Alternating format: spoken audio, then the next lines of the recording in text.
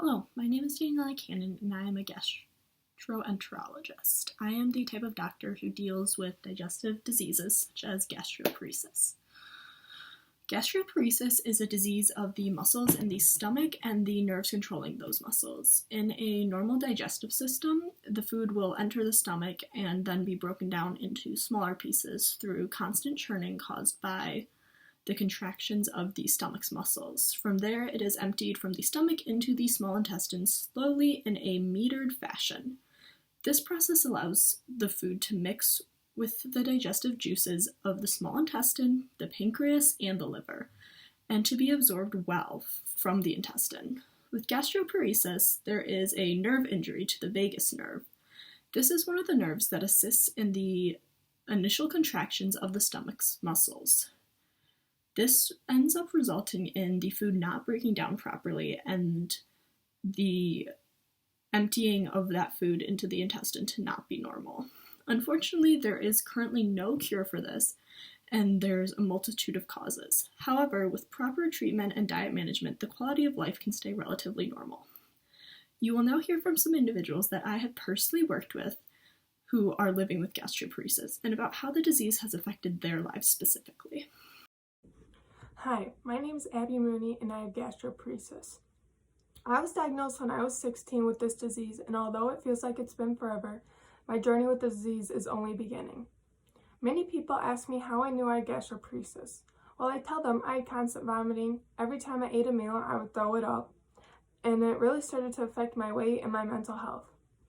I also started to have acid reflux, which was so strong that it started to eat away my esophagus. After a while, I had enough, and I went to the doctors. After several tests and questions, I was diagnosed with gastroparesis. They listed various symptoms that were similar to what I was experiencing. This included vomiting undigested food, as well as acid reflux and weight loss. The doctors then listed other symptoms that also indicate gastroparesis, and this included abdominal bloating, lack of appetite, changes in blood sugar levels, and nausea. I was fortunate enough not to experience these symptoms as much. The doctors asked me several questions about major diseases and whether or not I had them. They asked me if I had diabetes, scleroderma, Parkinson's disease, multiple sclerosis, or hypothyroidism, because these diseases can increase the risk of obtaining gastroparesis. I told her I did not have any of these diseases, but that diabetes does run in my family. So she advised me to stay away from foods that were high in saturated fat and fiber. This made me so sad because I could no longer eat my favorite food, which was broccoli. The last thing that she told me was to stay away from taking narcotic medications because they slow the rate of stomach emptying.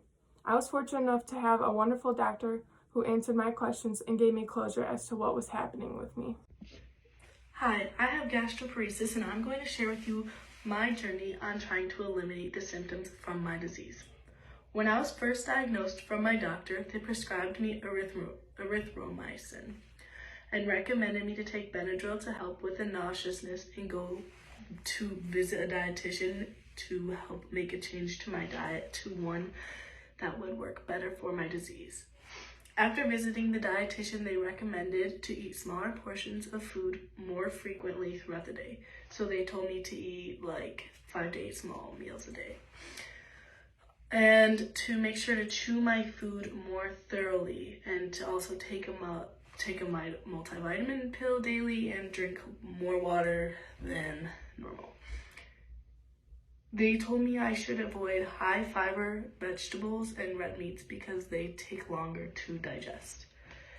They gave me a list of the best foods for me to eat, and some of these foods are eggs, peanut butter, bananas, cereal, fruit and vegetables, juice.